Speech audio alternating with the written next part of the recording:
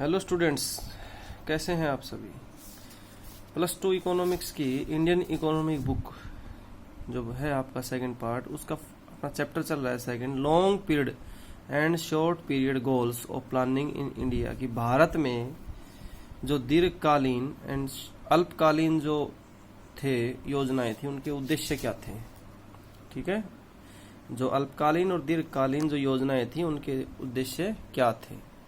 अभी तक हमने क्या पढ़ लिया, अभी तक हमने पढ़ लिया इनका कि जो टाइप्स ऑफ इकोनॉमी थी ना, कैपिटलिस्ट, सोशलिस्ट, मिक्स्ड इकोनॉमी। इसमें अगर कुछ समझ ना आया हो तो आप मेरे से डिस्कस कर सकते हैं।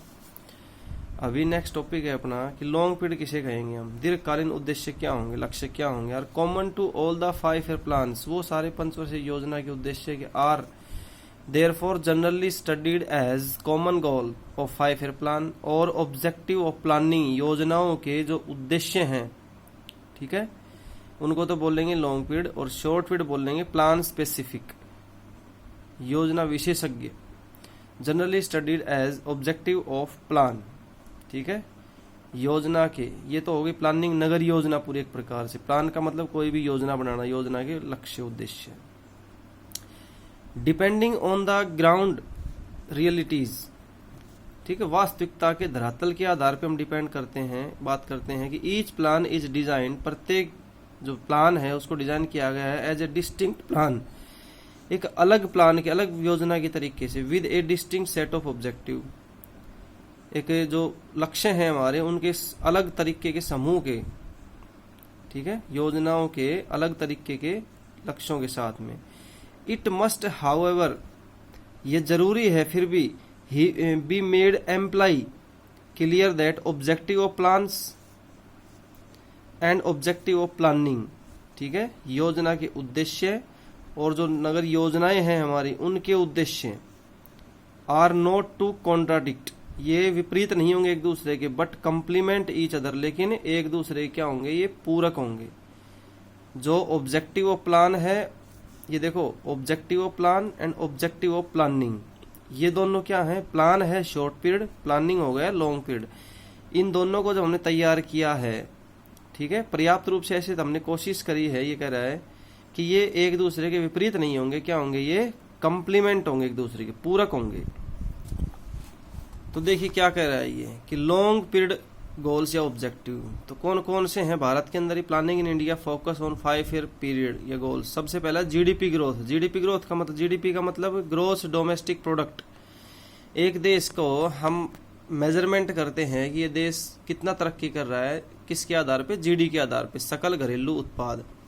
इंक्रीज इन जीडीपी, जीडीपी में वृद्धि का मतलब क्या कर रहा है, implies increase in the level of output in the economy, कि अर्थव्यवस्था में उत्पादन का स्तर बढ़ रहा है। ये इंडिकेट क्या करता है, जीडीपी में जो वृद्धि करता है वो। It implies an increase in the flow of goods and service in the economy, अर्थव्यवस्था में वस्तुओं सेवाओं का जो प्रवाह है वो बढ़ रहा है। When the increase in the flow of good services is consistent over a long period of time, it is called economic growth. यदि लंबे समय तक ये चले तो इसे क्या बोलेंगे हमें, आर्थिक संवृद्धि। दस इसलिए GDP growth leads to economic growth, जो जीडीपी ग्रोथ होगी उसे क्या बोलेंगे, इकोनॉमिक ग्रोथ बोलेंगे। अब ये कह रहा है कि दो बातों पर, increase in GDP depend on 2 factor, दो बातों पर निर्भर करते हैं। Increase in resource base of the country, कि देश के जो रिसोर्स बेस हैं, संसाधन आधार हैं, उनमें वृद्धि होगी तो इसमें वृद्धि होगी। और increase in productivity through innovative technology. Innovative का मतलब क्या हो गया, कुछ नयापन, नया करके, नई तकनीक का इस्तेमाल करके। तो planning in India is to ensure that, ये निश्चित करते हैं, natural resources are fully explored, कि जो प्राकृतिक संसाधन है वो पूर्ण तरीके से क्या है, एक्सप्लोर्ड है। And production technology is continuously improved, और जो उत्पादन की तकनीक है वो लगातार क्या हो रही है, इम्प्रूव हो रही है। सो दैट, इसलिए GDP growth achieve a momentum. For example दे रहा है ये हार्वेस्टर, थ्रेशर, देखिए कैसे कैसे टेक्निक में चेंज हुआ है। पहले कैसे अनाज निकालते थे, फिर कैसे निकालने लगे हम, ये क्या हो गया, इनोवेटिव टेक्नोलॉजी है। तो पहला पॉइंट पढ़ लिया हमने जीडीपी ग्रोथ का। सेकंड पॉइंट है बच्चों अपना फुल एम्प्लॉयमेंट का, पूर्ण रोजगार। नाम से पता लग रहा है, बड़ा कंफ्यूजन का पॉइंट है लेकिन ध्यान से समझना है। फुल एम्प्लॉयमेंट का मतलब शब्द आते ही दिमाग में क्या आएगा, सभी को रोजगार मिले। It means full employment refer to situation, ऐसी स्थिति व्हेन ऑल द पीपल, वो सभी लोग, हु आर एबल, जो योग्य हैं, टू वर्क, काम करने के योग्य हैं, विलिंग टू वर्क, और काम करने के इच्छुक है, at the market wages rate, are getting work. ध्यान से समझना, ये कह रहा है कि वो स्थिति है जिसके अंदर वो सभी लोग जो काम करने के योग्य हैं और काम करना चाहते हैं, और उन्हें बाजार दर के ऊपर काम मिल भी जाता है। बाजार में जो प्रचलित मजदूरी की दर है उस दर के ऊपर उन्हें काम मिल जाता है, काम करने के योग्य है और वो काम करना चाहते हैं, उसे बोलेंगे हम। इसका मतलब those who are able to work and are willing to work must get work, उन्हें काम मिल जाएगा। This is a social objective of planning. तो ये क्या है, सामाजिक उद्देश्य हो गया एक प्रकार से। ये the objective of full employment focus on inclusive growth, it implies that, क्या शामिल करता है ये, more and more people should participate in the process of growth, अधिक से अधिक लोग क्या करें, इसमें पार्टिसिपेट करें, समृद्धि की प्रक्रिया में। Benefit of growth must be shared across wider section of the society, समाज के अलग अलग भागों तक, विभागों तक, सेक्शन तक क्या करे, अक्रॉस करे, पहुंचे, ये इसके लाभ पहुंचे। लेकिन कह रहा है, ये ध्यान रखना है, full employment does not mean A situation of zero employment. हो सकता है दिमाग में शब्द आ गया हो कि फुल एम्प्लॉयमेंट का मतलब हो गया कि कोई भी बेरोजगार नहीं है, ये मतलब नहीं है इसका। Full employment by no means should be considered as a situation of zero employment, ये मतलब यदि आपने निकाल लिया तो इसका मतलब आप गलत सोच रहे हो। जीरो एम्प्लॉयमेंट का मतलब क्या है, in the economy there is always some natural rate of unemployment, कुछ तो क्या है, प्राकृतिक दर होती है बेरोजगारी की, कुछ प्राकृतिक रूप से बेरोजगार होंगे ही होंगे। Which is minimum rate of unemployment cause by structural change in the system of production, उत्पादन की जो प्रणाली है उसमें परिवर्तन आता है, कौन सा, स्ट्रक्चरल, उसका स्ट्रक्चर चेंज होता है। जैसे फॉर एग्जांपल की बात करके चलें, पहले मैनुअल काम होता था, फिर कंप्यूटर से होने लगा, तो जैसे कंप्यूटर से जब काम होने लगा तो कुछ लोगों को क्या हो गया, काम सीखना पड़ा पहले, तो उसके कारण उन्होंने काम सीखा तो उन्होंने काम छोड़ना पड़ा।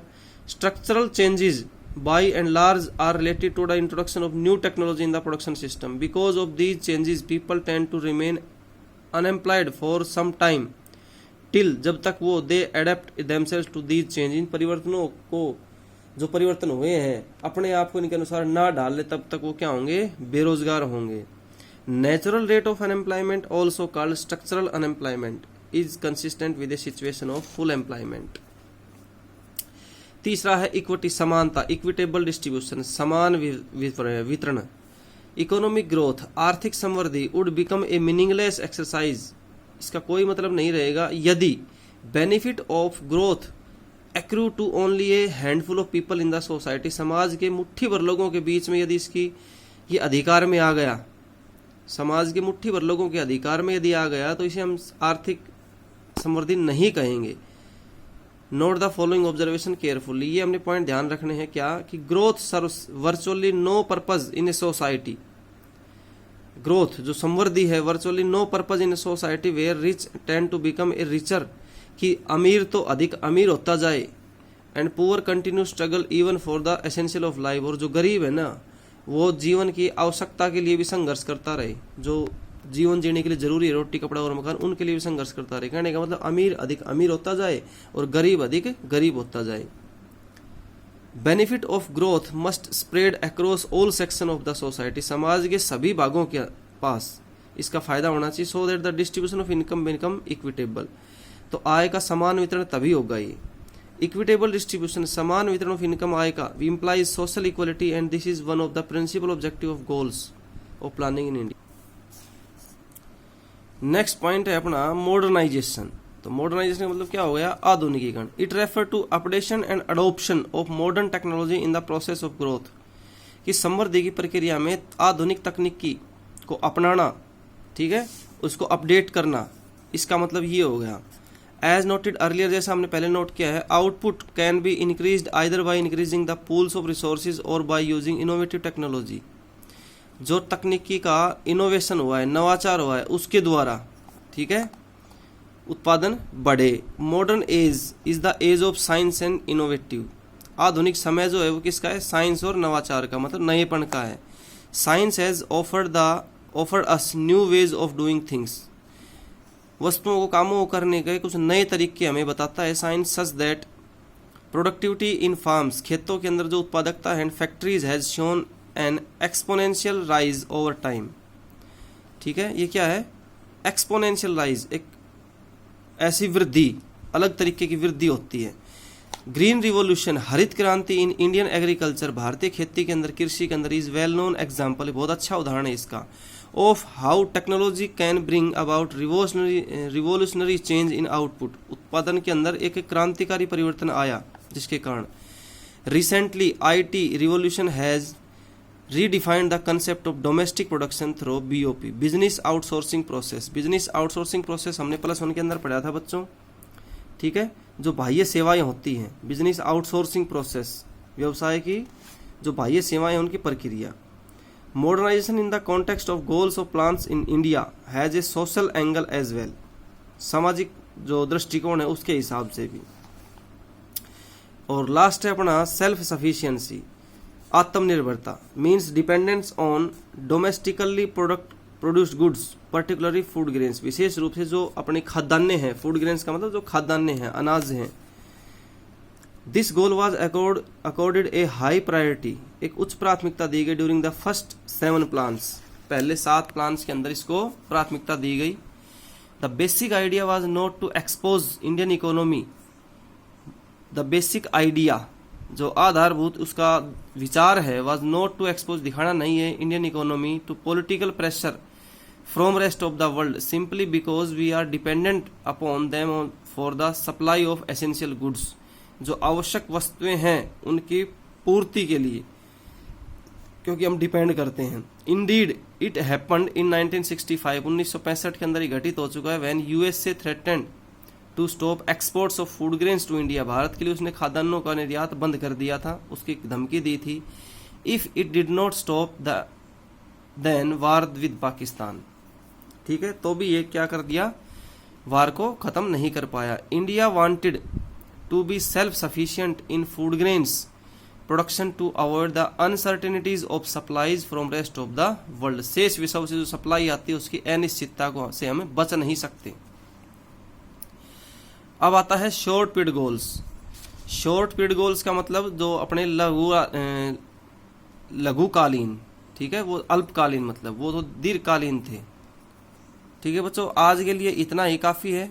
नेक्स्ट टॉपिक में अपन करेंगे शॉर्ट पीरियड गोल्स, ऑब्जेक्टिव्स, और इसके जो एक पूरा स्ट्रक्चर बना रखा है इसमें देखिए, प्लान एंड पीरियड, कौन कौन सा प्लान हुआ, कब से कब तक हुआ और उसके फोकस क्या थे, ये पूरा एक चार्ट हमने प्रिपेयर करना है, तैयार करना है। इसको एग्जाम के अंदर पूछता है कि मान लीजिए जो 4th प्लान था उसका मुख्य उद्देश्य क्या था, 7th प्लान था वो कब से कब तक था, ठीक है, 2 एनुअल प्लान्स कब से कब तक चले, इस टाइप से। तो इसको बड़े गहन अध्ययन से हमने समझना है।